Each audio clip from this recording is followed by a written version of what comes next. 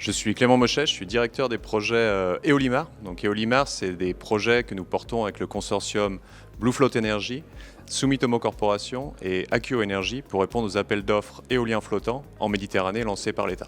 Bonjour, je suis Julie Abastado, je suis business developer pour Akuo Energy et en fait Akuo Energy fait partie du consortium Eolimar pour répondre à l'appel d'offres Méditerranée, l'appel d'offres numéro 6 qui vise à implanter 2 projets de 250 MW en Méditerranée.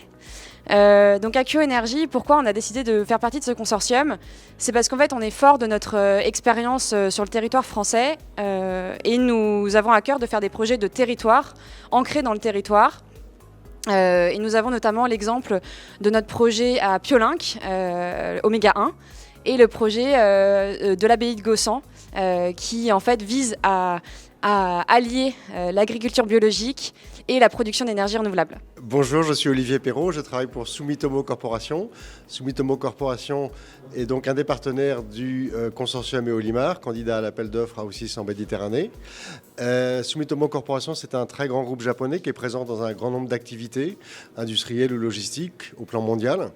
Il a développé une activité dans l'éolien en mer depuis de nombreuses années. Il est notamment présent en Europe du Nord, en Belgique, en Grande-Bretagne, avec des parcs en exploitation. Et il est également présent en France, donc il a une présence de long terme en France, en étant un actionnaire majeur de référence des projets de Dieppe-le-Tréport et également de Yonne-Noirmoutier.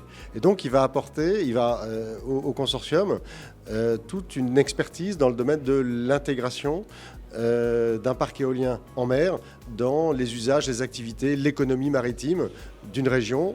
Et donc c'est en s'appuyant sur son expérience de développement et d'exploitation, de construction, d'exploitation maintenance de parcs éoliens en mer acquis en Europe du Nord et également en France, ce qui est également très important. Ce qu'on propose au niveau de la chaîne de valeur, c'est vraiment de changer d'échelle.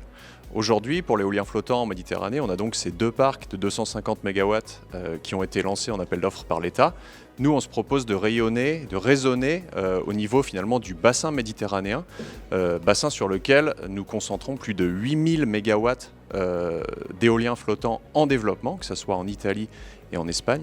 Et donc on pense que c'est fondamental finalement que la chaîne de valeur ait cette perspective plus globale et plus structurante. Et on va faire en sorte de l'accompagner, cette chaîne de valeur française, pour qu'elle trouve sa place.